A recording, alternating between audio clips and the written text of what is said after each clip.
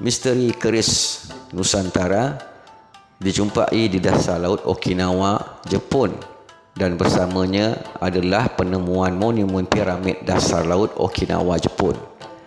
Assalamualaikum warahmatullahi taala wabarakatuh, sahabat-sahabat yang dihormati. Pada satu ketika dahulu, dunia dan juga dunia Melayu, orang-orang Melayu digemparkan dengan penemuan sebilah keris.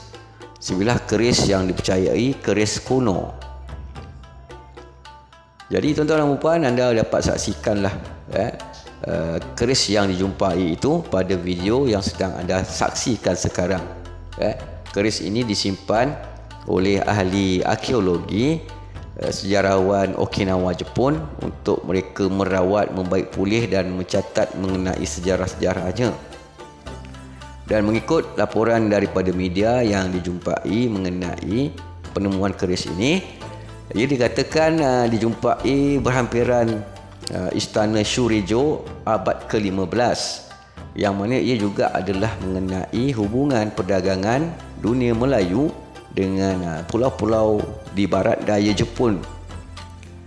Jadi tuan-tuan dan puan, mengenai perjumpaan penemuan keris ini, ia dikatakan berlaku ketika pihak arkeologi di Jepun sedang melakukan kerja pembaik pulihan. Maka pekerja yang sedang membuat pembaik pulihan istana itu, mereka menjumpai beberapa barang-barang zaman-zaman kuno dahulu. Di antaranya adalah mereka menjumpai periuk porselin. Kemudian dilakukan lagi lah oleh para ahli arkeologi dengan melakukan penggalian-penggalian yang berikutnya. Jadi hasilnya mereka menjumpai 9 jenis barang yang lain, termasuklah keris yang kita sedang lihat pada video ini, tuan-tuan dan puan. Dan ia adalah berukuran 22.1 cm dari hujung kepada hujung ganggangnya. Tetapi keris ini dijumpai tidak memiliki pemegang dan tidak ada sarung, dan dipercayai ia telah musnah kerana kesan ia terendam di dalam dasar laut yang lama. Jadi sahabat-sahabat, tuan-tuan dan puan, Profesor Dr. Kuroyoshi Takara, beliau ini adalah ahli sejarawan arkeologi daripada University of the Ryukyus. Dia berkata penemuan ini di awal-awalnya tidak diumumkan dan tidak diketahui oleh ramai masyarakat di luar dari Okinawa dan Jepun. Dan dia berkata penemuan keris ini memang mencetus minat masyarakat antarabangsa, terutamanya pada ahli-ahli sejarawan dan ahli arkeologi, yang mereka sangat berminat untuk mengetahui asal-usulnya. Dan berkata profesor ini, secara peribadi beliau percaya ia mungkin berasal dari zaman pemerintahan negeri Melaka, kerana ketika itu berlaku urusan perdagangan antara Melaka dengan kerajaan Ryukyus yang bermula pada abad ke-15.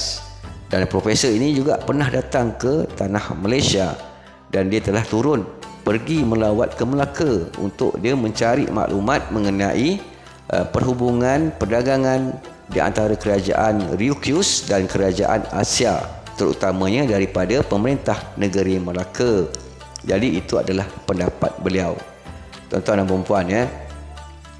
Allah Subhanahu Wa Taala berfirman dalam Al-Quran mengenai besi.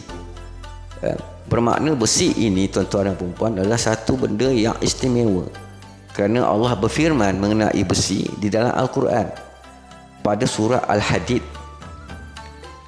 Manusia dan besi ini, tuan-tuan, tidak boleh dipisahkan. Kerana ini kemungkinanlah asbab Allah menurunkan satu surah dalam Al-Quran khas berkaitan besi pada surah Al-Hadid, kerana besi adalah kurniaan rahmat Allah yang ia digunakan sebagai kekuatan untuk membela agama Allah, untuk membela para rasulnya.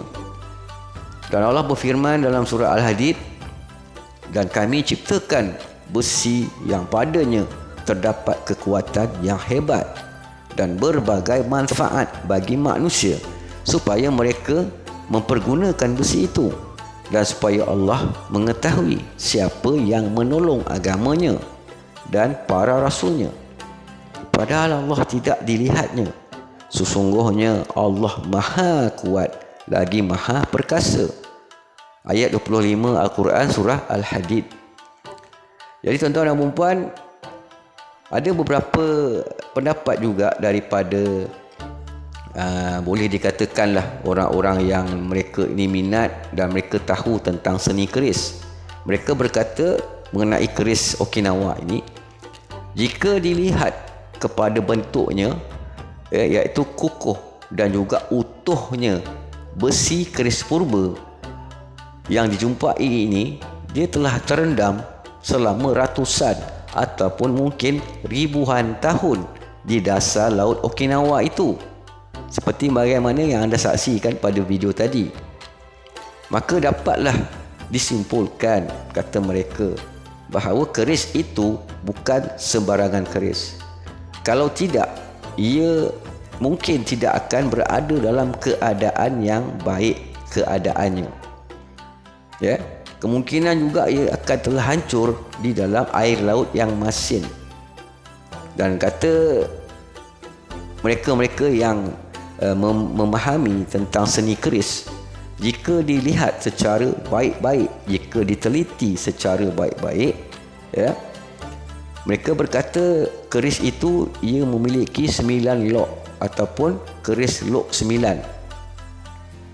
Dan kata mereka, sudah tentu keris lok 9 ini adalah sebuah keris kebesaran. Kalau keris itu untuk berperang, untuk bertikam musuh, sudah tentu keris itu adalah berlok 7.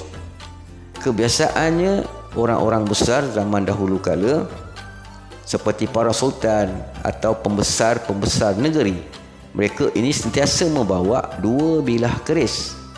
Satu untuk digunakan bertikam, berlawan, bertempur dan melindungi diri, dan sebilah lagi untuk menunjukkan kedudukan pangkat mereka di dalam masyarakat ketika itu. Keris yang mempunyai lok 7, ia akan diselit pada pinggang, manakala yang berlok 9 ini dibawa dan dipegang oleh tangan mereka dan diusung dengan penuh kehormatan, dan ia juga sebagai mengiringi perjalanan mereka. Seperti jika kita melihat majlis pertabalan raja-raja Melayu di Nusantara dan negara kita.